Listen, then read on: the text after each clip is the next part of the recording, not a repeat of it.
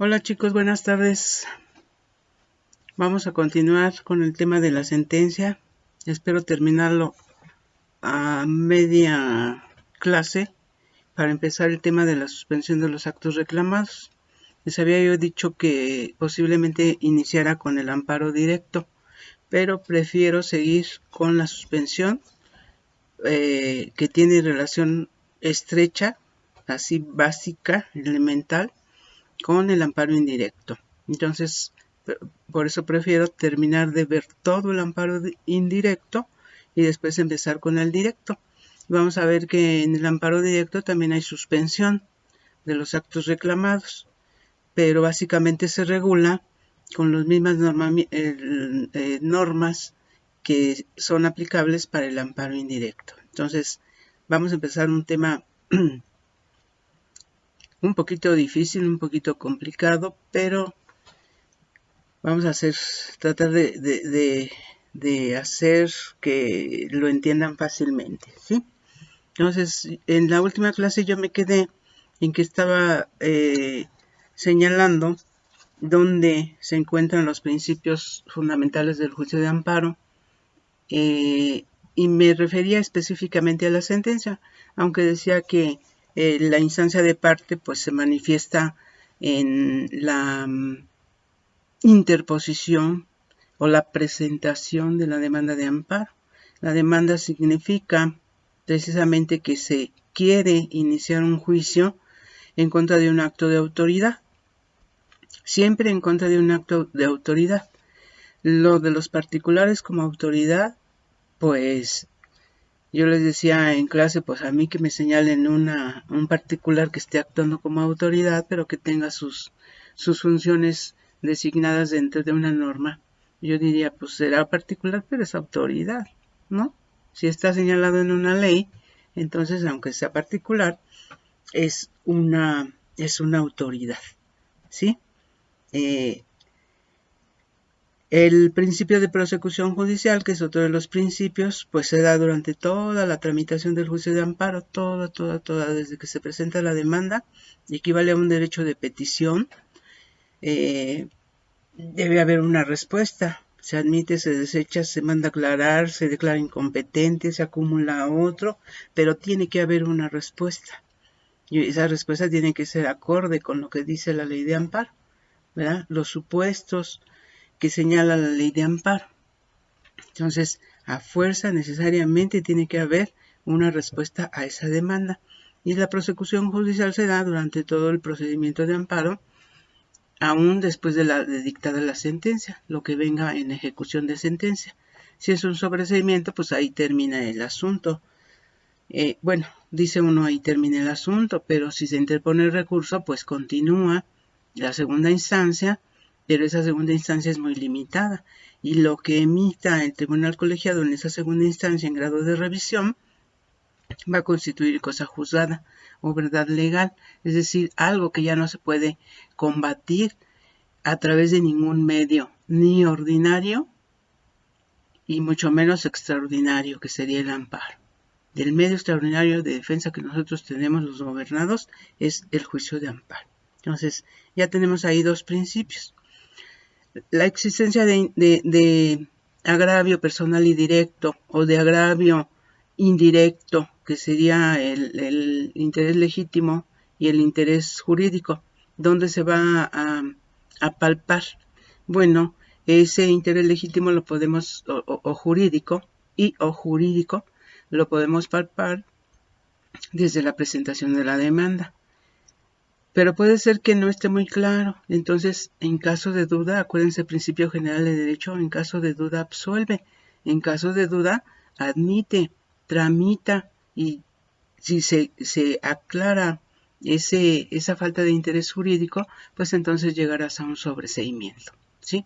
Pero no a simple vista determines que, salvo cuando sea muy claro, ¿verdad? Determines que no tiene interés ni legítimo ni jurídico, sobre todo el legítimo.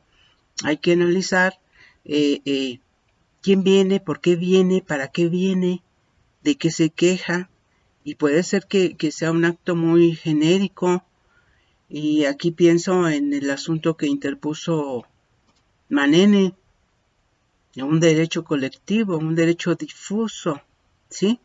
Y es un derecho colectivo, pero él no, hasta donde sé, no fue con una comunidad. Fue él solo porque dice, a mí me interesa hacer patente y que se respete el artículo 4 constitucional. Por el bien mío, nada más, no, dice, por el bien de todos. Entonces, ese interés legítimo tendrá que analizarse y revisarse nuevamente a la luz o en comparativo con el acto reclamado, con la ley reclamada o el decreto reclamado, y determinar si de ahí le nace un interés legítimo por su postura frente a la administración pública, y si ese derecho ese acto de autoridad le está vulnerando un derecho, y un derecho que no nada más es suyo, sino que es de todos, ¿sí? Entonces, no es muy claro desechar una demanda por falta de interés legítimo. Tendrá que admitir, tramitar y en el supuesto de que se haga el análisis de que no se dé el agravio, sobre todo el agravio, tiene que haber agravio necesariamente. No nos podemos quejar de todo. Nos debemos quejar de aquello que transgrede un derecho, de aquello que desconoce un derecho, le pone una limitación a mi derecho, ¿sí? Entonces, no va a ser fácil determinar al principio, con la sola presentación de la demanda, que le falta interés legítimo. Tendrá que admitir, tendrá que tramitar, y cuando llegue el momento de dictar sentencia, determinará el juzgador si efectivamente se está reclamando un derecho difuso con interés legítimo, y si ese derecho nada más le va a beneficiar a él o le va a beneficiar a una colectividad. Y entonces determinará lo que proceda. Por lo tanto, esa es una causal que no se da claramente al inicio o cuando se presenta la demanda, ¿sí? Ahí estaría el interés legítimo y el jurídico. Y el jurídico, bueno, a lo mejor reclama la disposición de un bien, pues durante el juicio tendrá que aportar la prueba necesaria para acreditar que ese bien es de su propiedad. Y eso le va a dar interés legítimo, ¿sí? Ante un acto de autoridad que dice que le causa un agravio, un perjuicio o un menoscabo en sus derechos. Acuérdense que siempre debe estar presente la existencia de agravio, daño, perjuicio, menoscabo. Sí, está diciendo que yo soy causante, pero no nada más está diciendo eso, me está determinando un impuesto tal. Ya son dos cosas distintas, ¿verdad? Una puede ser un acto meramente declarativo, sí, es causante. Y la segunda, que causa agravio, es y me debes tanto de impuesto. Te lo determino ahorita de una vez, ¿sí? Ahí ya viene el presunto agravio. Eso es lo que se va a determinar dentro del amparo, si efectivamente eres causante o no, si estás en un caso de excepción, si definitivamente por la actividad que desempeñas no eres causante de un impuesto. Entonces, eso se va a ir clarificando durante la tramitación del juicio de amparo, ¿sí? Ya tenemos 3. Relatividad de la sentencia, bueno, ya también lo vimos. Dice la ley de amparo que la sentencia que se dicte en el amparo siempre será tal que solo se ocupe de aquel individuo que interpuso el amparo. Nunca va a ser una declaratoria general, nunca va a decir, y todos los que estén en este supuesto de este quejoso también les concedo. No, nada más es para el que promovió el amparo, ¿sí? A eso se le llama relatividad de la sentencia o fórmula Autero. Principio de estricto derecho. ¿Dónde se dará ese principio de estricto derecho? Dice, nosotros tenemos ya sabemos en qué consiste el principio de estricto derecho. El juzgador solamente se limitará a analizar el acto reclamado, confrontándolo o basándose en los argumentos de derecho que hubiera aducido el quejoso. sin poder mejorar, sin poder decir aquello que le beneficiara a ese quejoso. No me lo dijo. Pues si es de estricto derecho, no lo puedes invocar. ¿Sí? ¿Dónde se va a dar ese principio? ¿Dónde se hace palpable? Pues en el dictado de la sentencia, específicamente en la parte considerativa de la sentencia, donde el juzgador va a decir que el quejoso hizo valer tales y cuales, así los va enumerando, tales y cuales conceptos de violación. El primer concepto de violación es infundado por esto, el segundo es infundado por esto, y así se va analizando de uno por uno. Si es para negar, si es para conceder, con el que le otorgue mayor beneficio al gobernado, ahí se puede detener. Nada más analizando un concepto de violación, pero que sea el que le da mayor protección a su derecho. ¿Sí? El que le otorgue no un amparo para efectos, sino un amparo liso y llano. Es decir, que la autoridad se vea impedida de volver a dictar ese acto de autoridad. Podrá dictar otro, pero ese mismo ya no. ¿Sí? Entonces, ahí, en ese principio de estricto derecho, pues nosotros sabemos que tiene muchas excepciones y que esas excepciones se encuentran contenidas en la figura jurídica que se denomina suplencia de la deficiencia de la queja. ¿Sí? Suplencia de la deficiencia de la queja. La queja como sinónimo de demanda. Esa es la queja. ¿Qué va a suplir? Lo que le faltó al gobernado, pero que el juzgador como perito en derecho lo sabe, lo detecta. Entonces puede incluso expresar o poner razones que el gobernado no dijo para suplir o en suplencia de la deficiencia de la queja. Se suple para conceder el amparo, para negar no, para conceder el amparo. ¿Sí? Todos estos conceptos de violación son infundados. Pero en suplencia de la deficiencia de la queja, o aplicando la figura de la suplencia de la deficiencia de la queja, este juzgador encuentra que hubo una violación procesal en este momento y la determina. Y luego nos va a decir que eso es suficiente para conceder el amparo, ¿sí? Por esa violación procesal que él detectó. Acuérdense ustedes que la suplencia de la deficiencia de la queja opera para grupos vulnerables o que se han considerado vulnerables durante toda la vida. Al trabajador.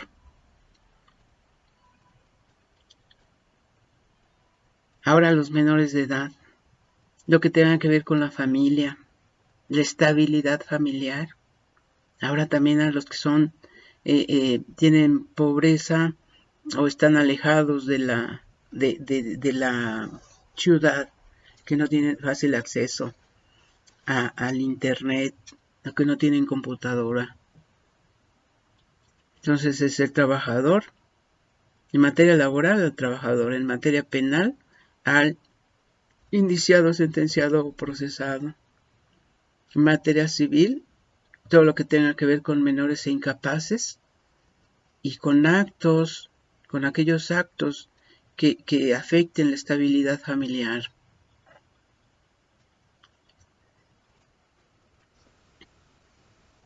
Dice el artículo 79.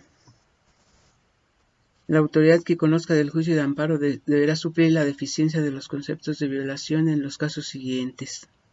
1. En cualquier materia cuando el acto reclamado se funde en normas generales que han sido consideradas inconstitucionales por la jurisprudencia de la Suprema Corte. Sí, ya tenemos un criterio definido por la Suprema Corte, que es nuestro máximo tribunal, intérprete de la Constitución y de las leyes que de ella emanan, y ella a través de jurisprudencia decretó que esa norma es inconstitucional, y se la están aplicando, no obstante eso, se la están aplicando a un gobernado. Bueno, ese gobernado, aunque no dijera conceptos de violación, o que dijera 1000 conceptos de violación, o que dijera uno, a él le va a suplir la deficiencia de la queja. ¿Por qué? Pues porque ya hay un criterio definido por la Suprema Corte. el juzgador, ni juez de distrito, ni tribunal colegiado se van a poner a analizar nuevamente ese acto. Ese acto ya fue analizado a través de la jurisprudencia emitida por la Suprema Corte, ¿sí? Entonces, precisamente por eso le va a suplir. Luego dice fracción 2, en favor de los menores o incapaces, o en aquellos casos en que se afecte el orden y el desarrollo de la familia. ¿Sí? El bien jurídico o el bien superior de los niños y de las niñas. Los vamos a proteger. Puede haber ahí un conflicto de intereses. La mamá y el papá están enojados y entonces los hijos se convierten en cosas, ya ni en sujetos, sino casi que en objetos. Te lo presto, me lo dejas, no me lo dejas, lo cuidas, no lo cuidas, te lo llevas, pues no es una bolsa. Bueno, previendo también esos conflictos de intereses, la ley de amparo dice que en esos casos vamos a suplir la deficiencia de la queja y vamos a determinar que allí hay un conflicto de intereses. Si el papá quiere de un modo y la mamá de otro, y los niños están en medio, pues vamos a ver por esos niños que no se sigan afectando. En materia penal, dice la fracción tercera, en favor del inculpado o sentenciado. Siempre ha sido así.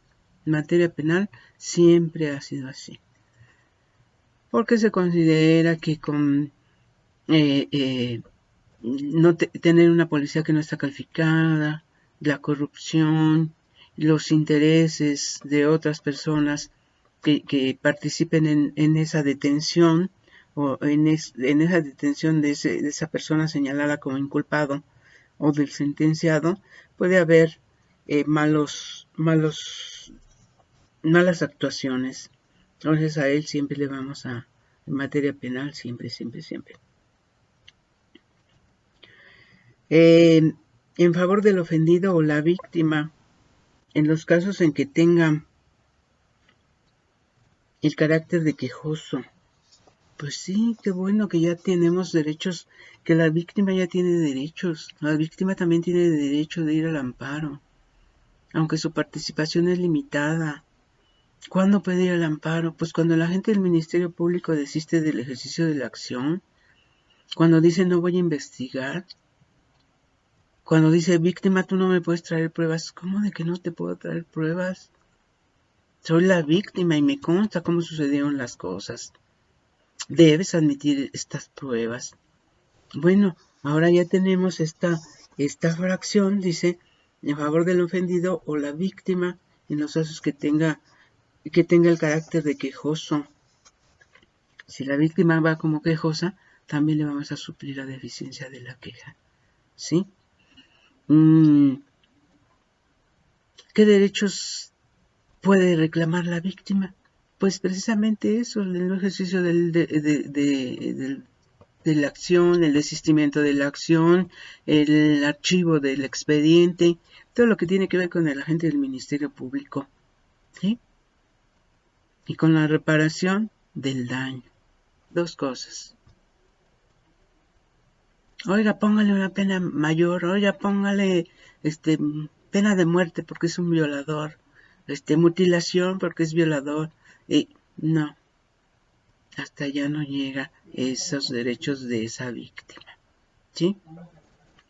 Fracción 4 dice, en materia agraria, en los casos a que se refiere la fracción 3 del artículo 17 de esta ley, cuando se trate de quitarles sus bienes, de desconocerles sus derechos agrarios, de cambiar de régimen esas tierras agrarias de las que tienen un título, la desposesión, el despojo parcial o temporal, definitivo o no definitivo. En esos casos, acuérdense ustedes que le vamos a suplir toda la materia agraria. Y agrega aquí un párrafo. En estos casos deberá suplirse la deficiencia de la queja y la de exposiciones, comparecencias y alegatos. ¿Sí? ¿Qué le vamos a suplir? todo lo que se pueda suplir. ¿Qué me quisiste decir? Pues tratar de entender qué es lo que quiso decir en su demanda, cuál es lo que efectivamente está reclamando, para resolverle efectivamente su problema. Y eso tiene que ver con el artículo 17 constitucional. Hacer una justicia accesible a todos. ¿Sí? Bueno, dice la fracción 5, en materia laboral, en favor del trabajador. Bueno, materia laboral a favor del trabajador. Siempre se ha considerado que el patrón no le vamos a suplir la deficiencia de la queja porque tiene los elementos o está en una situación donde él puede contratar un buen abogado que le asesore en el juicio que tenga que llevar. ¿Sí? En cambio, el trabajador no está en esa disposición. Siempre se ha visto que tenemos salarios mínimos muy mínimos y entonces, como no tiene una economía buena, difícilmente va a tener quien lo asesore o quien le haga le dé una buena asesoría para ganar su juicio, ¿verdad? Desde luego, lo que queremos es que gane. Fracción 6 dice, en otras materias, cuando se advierta que ha habido en contra del quejoso o del particular recurrente una violación evidente de la ley que lo haya dejado sin defensa, por afectar los derechos previstos en el artículo 1 de esta ley. ¿Sí? En otras materias, cuando se advierta que ha habido en contra del quejoso o del particular recurrente una violación evidente de la ley que lo haya dejado sin defensa. Violación específica y directa al artículo 14 constitucional, garantía de audiencia. El no haber sido emplazado a juicio. Se llegó a un juicio, sí, pero nunca me emplazaron, nunca me dijeron, nunca me invitaron a que yo participara en ese juicio. Entonces, para nosotros, la mayor violación procesal es precisamente esa, la falta de emplazamiento. Y tiene su razón de ser. Si no le notifican que hay un juicio, ¿cómo va a comparecer? ¿Cómo va a comparecer? Puede adivinar, puede medio saber o puede escuchar rumores, se quedarán en rumores. Mientras no lo emplace la autoridad debidamente, no es parte del juicio. ¿Sí?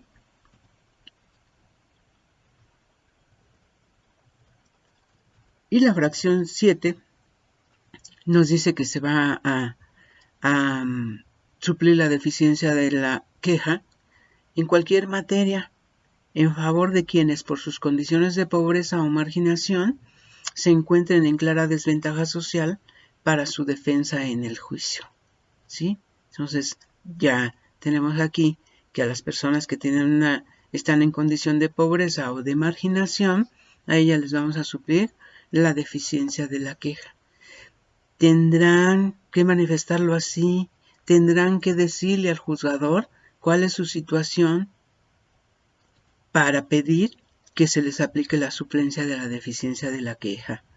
De otra manera, piensen ustedes en el juzgador, podrá enterarse de que se está en una situación económica mala o de que está en grado de marginación o en ese grado de pobreza.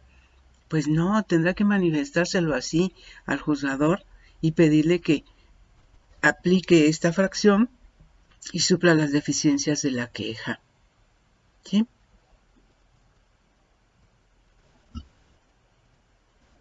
Dice el penúltimo párrafo.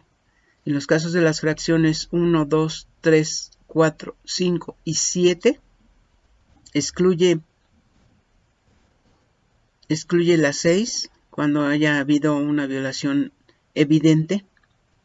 Excluye la 6, dice, en estos casos, la suplencia se dará aún ante la ausencia de conceptos de violación.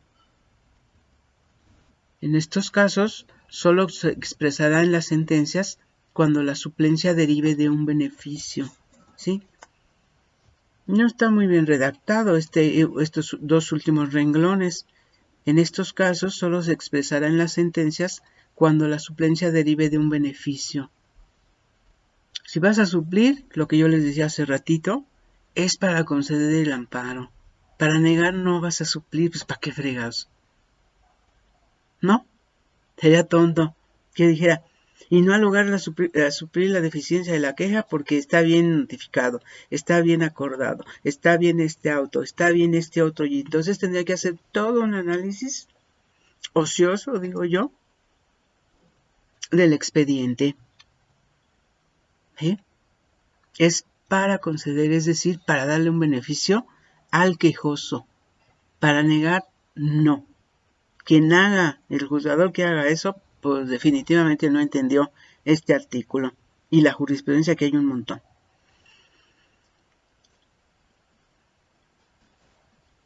Y luego agrega, la suplencia de la queja por violaciones procesales o formales solo podrá operar cuando se advierta que en el acto reclamado no existe algún vicio de fondo. ¿Esto qué quiere decir? Que si hay un vicio que te llaman de fondo, yo tendría que conceder, y que es cierto, aunque sí se dio, yo tendría que conceder el amparo licio y llano. En cambio, si hay una violación procesal de forma, yo concederé el amparo para efectos. ¿Cuál le da mayor beneficio? Pues el que es licio y llano, ¿sí? Si es para efectos, ¿qué quiere eso decir? Que la autoridad, en cumplimiento de esa sentencia de amparo, tendrá que dictar una nueva resolución donde perfeccione o haga bien aquello que no hizo bien, ¿sí? Si es por parte de emplazamiento, pues que emplaces, así no me la puedo saltar, pero para nada, emplázalo. Y luego sigue el procedimiento y luego dicta una resolución. Y luego ya vendrá el gobernado, ese que vino, después podrá venir en contra de la sentencia o en contra de algún acto intermedio que le viole un derecho sustantivo, ¿sí? Entonces, aquí de lo que se trata en el amparo, y lo vamos a ver en el amparo directo, es de que no haya tantos amparos. Por una violación procesal, concedo el amparo, se regresa el expediente a la autoridad vuelve a dictar una determinación, pero comete una violación distinta, típico de las juntas laborales. Le dijeron, analiza las pruebas, y dice, sí, ofreció 5 pruebas, pero nada más analiza 4. Le faltó una. O bien, reconoce que hubo pruebas, pero no les da valor. No las valora. Como si no hubiera presentado nada. No, precisamente lo que se quiere con esta reforma, tanto constitucional como de la ley amparo, es que el amparo no vaya y venga, no vaya y venga, no vaya y venga. O que contra este acto otro amparo, este otro acto otro amparo, y así se iba. Y se los he platicado en la materia penal cómo era. Orden de comparecencia, interponer el amparo. Indirecto. Pasaba, decía que no o sobreseía, y entonces dictaban auto de formal prisión. Orden de aprehensión, ¿sí? Al amparo. Se sobreseía por cambio de situación jurídica, se iba haciendo gordo su expediente penal, y entonces dictaban auto de formal prisión y otra vez al amparo. Es decir, muchos brincos en el amparo. Ya no se quiere eso. Se quiere que haya una sola decisión o 2 decisiones que tengan que ver con actos que de veras sean violatorios de derechos sustantivos. ¿Cuáles son los derechos sustantivos? Los que están en la Constitución. Adjetivos, los procesales. Los que están consignados como derechos humanos son derechos sustantivos. La vida, la libertad, la propiedad, la posesión, derecho de tránsito, libertad de expresión, derecho de petición, derechos sustantivos, garantía de audiencia, Que luego tienen que ver con el debido proceso. Bueno, sí, tienen que ver con el debido proceso. Porque todos los procedimientos deben llevar una forma. Y dice la ley, sea cual sea la forma, pero donde haya garantía de audiencia, bien integrada, emplazado el individuo, con periodo para ofrecer pruebas, que esas pruebas se valoren al momento de dictar sentencia, que esté fundado y motivado y emitido por autoridad competente, debido proceso. ¿Sí? Entonces, así es con esto de la sentencia. Por último, dice el artículo 77 que los efectos de la concesión del amparo serán: 1. Cuando el acto reclamado sea de carácter positivo, se restituirá al quejoso en el pleno goce del derecho violado, restableciendo las cosas al estado que guardaban antes de la violación. ¿Qué quiere decir con que el acto reclamado sea de carácter positivo? Que consista en un hacer por parte de la autoridad, en una acción por parte de la autoridad. Si el acto está contenido en oficio y este oficio ya se emitió, ¿qué falta? El cumplimiento de la orden que contiene este oficio. ¿Sí? Ese es un acto positivo. Y luego dice en la fracción 2, cuando el acto reclamado sea de carácter negativo o implique una omisión, los efectos de la concesión del amparo serán obligar a la autoridad responsable a respetar el derecho de que se trate y a cumplir lo que él mismo exija. Y yo les decía, el ejemplo clásico que teníamos anteriormente era el derecho de petición, violación del artículo 8 constitucional. Le hice a la autoridad una petición por escrito en forma pacífica y respetuosa. Se la presenté. Me selló mi copia. Pasó un mes, 2 meses, 3 meses, 4 meses y no me ha contestado. Me voy al amparo.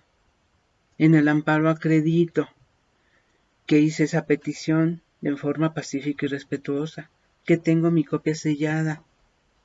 ¿Sí? Esa va a ser mi prueba contundente, no hay otra. Ni con testigos, ni con pericial, ni con nada. Es con mi copia sellada de ese escrito que yo le dirigí a esa autoridad. Así lo hago. Guardé mi copiecita y la tengo sellada. Cuando haga mi demanda, ¿qué voy a decir? La autoridad responsable, acto reclamado. Acto reclamado, la omisión de dar respuesta a mi escrito de fecha tal, presentado el día tal en la oficialidad de partes de esa dependencia, en el que solicitaba yo X cosa. ¿Sí? La omisión o la abstención, no la negativa. Aquí no hay negativa ficta. No la negativa. No debo entender que me está negando lo que le estoy pidiendo. ¿Por qué? Porque tengo un artículo constitucional que obliga a las autoridades responsables a que me den respuesta. ¿Sí? Así como me establece la obligación de que lo haga por escrito, en forma pacífica y respetuosa, a la autoridad le impone la obligación de dar respuesta. Y no solamente de dar respuesta, sino de informármelo en breve tiempo. Y todo esto ha sido interpretación de la Suprema Corte. ¿Cuál es el breve término? Decía la autoridad, pues tengo mucho trabajo, puede pasar un año y no le contesto. Y le dice la Corte, no, fíjate que no. Máximo 3 meses. Así máximo 3 meses debes contestarle y notificarle lo que le estés dando de respuesta. Todo lo ha interpretado la Suprema Corte. ¿Sí? ¿Qué dice el artículo? Que debe ser por escrito, en forma pacífica, es decir, no peleando. Respetuosa, pues no le vas a decir que es un tonto, pero pues que como es la autoridad se lo estás pidiendo, ¿verdad? Es decir, como dice la Constitución, de forma pacífica y respetuosa. ¿Sí? ¿Y cuál será el efecto? Si me conceden el amparo, ¿cuál será el efecto? Obligar a la autoridad a que me dé respuesta. Así le estuviera yo pidiendo algo fuera de lo común, me debe dar respuesta. Y a lo mejor no es satisfactoria. O a lo mejor termina diciéndome, discúlpame, pero no te entendí. ¿Qué dice la Corte? Debes poner toda la intención, debes hacer todo lo posible por entender qué es lo que quiere ese gobernado, para que le resuelvas efectivamente su problema, para que no venga después con otro amparo. Resuélveselo de una vez, ¿sí? Entonces, tratándose de abstenciones o de actos omisivos, es decir, que la autoridad no hace lo que le corresponde, el efecto de la concesión del amparo es obligar a la autoridad responsable a respetar el derecho de que se trate y a cumplir lo que él mismo exija. ¿Sí? Bueno. Finalmente dice este artículo, en el último considerando de la sentencia que concede el amparo, el juzgador deberá determinar con precisión los efectos del mismo, especificando las medidas que las autoridades o particulares deban adoptar para asegurar su estricto cumplimiento y la restitución del quejoso en el goce del derecho. Así es. Yo les dije el otro día que una sentencia consta de 3 partes: resultandos, la historia del expediente, considerandos. Ahí esa es la parte más importante de una sentencia, porque es precisamente ahí que el juez no está estimando, no tiene así como que la idea, pues sí puede ser, no, está considerando, porque tiene elementos de prueba, por eso se llaman considerandos, hace consideraciones jurídicas basadas en elementos de prueba. Y entonces dice, considero que son fundados los conceptos de violación del quejoso. Y ahí dice por qué. No es nada más decir sí, son fundados y ya, sino que hace un razonamiento. Así como el gobernado hizo su razonamiento en los conceptos de violación, el juez también hace un razonamiento en los considerandos y señala preceptos que fundamenten su dicho y señala jurisprudencia que también sirve de fundamento. Y en el último, considerando, o en la última parte de ese considerando, el último párrafo si quieren, y acuérdense que los van enumerando, 1, 2, 3, 4, 5, hasta el 20 y tantos, o en la Corte Interamericana llegan hasta el 205, porque se enumera cada párrafo. ¿Para qué se enumera? Para que sea más fácil la lectura de esas decisiones y para que ese gobernado sepa dónde va a ligar esta parte considerativa con este efecto que se está determinando, ¿sí? Y entonces le sea más fácil, si va a interponer recurso, le sea más fácil la lectura de esa sentencia, le sea más fácil captar donde hay una discrepancia, donde hay algo que no está bien, que al principio el gobernado, nosotros como personas físicas decimos, me late que esto no está bien, como que aquí le falta algo, como que aquí, y entonces somos muy dados a sentir. El juzgador también siente, ¿sí? Por eso la sentencia se llama sentencia, viene de sentire, sentir. Pero yo les digo en la clase y luego hasta me lo botaneo, pues solo Salomón se puso la mano sobre el corazón para tomar aquella decisión. Ese niño, los 2 madres se lo disputan, pártanlo en 2, mitad y mitad. Y espera la reacción, muy psicológico. Y espera la reacción de una. No. Ahí está, completo, que se lo lleve. Y yo hasta les puse la canción de Café Tacuba, ¿no? Pues quiero que sea feliz, aunque no sea conmigo. pues ay, sí, esa mamá enterito, pero lo prefiero vivo allá con aquella persona a que me den una mitad o a que me den un niño muerto, ¿sí? Acá el juzgador también siente, pero no resuelve con el sentimiento, resuelve con pruebas, con pruebas. ¿Cuáles? Las que llevaron todas y cada una de las partes, ¿sí? Hay una técnica, pero todos los juicios tienen técnica. Ustedes no van a decir que hay un juicio que no tiene técnica. Todos tienen una técnica. Y esos pasos están generalmente en una ley. Debes dar este paso, este paso, este paso. Y tu juzgador también, también, también.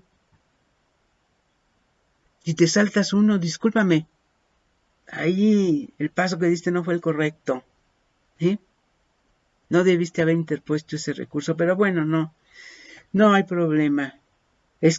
A veces es cuestión de tiempo solamente. No de que precluyan tus derechos, no de que pierdas derechos, sino nada más muchas veces, cuestión de tiempo. ¿Sí? Bueno, esa es la sentencia. Entonces ya vimos dónde quedaron aquellos principios de los que hablamos alguna vez al principio de las clases, ¿no?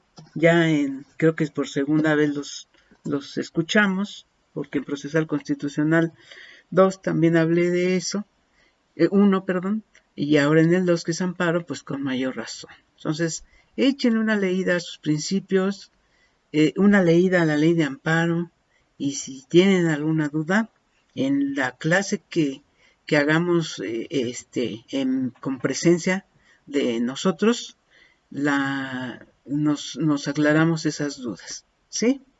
Sigan bien, cuídense mucho. Nos vemos en la próxima clase. Gracias.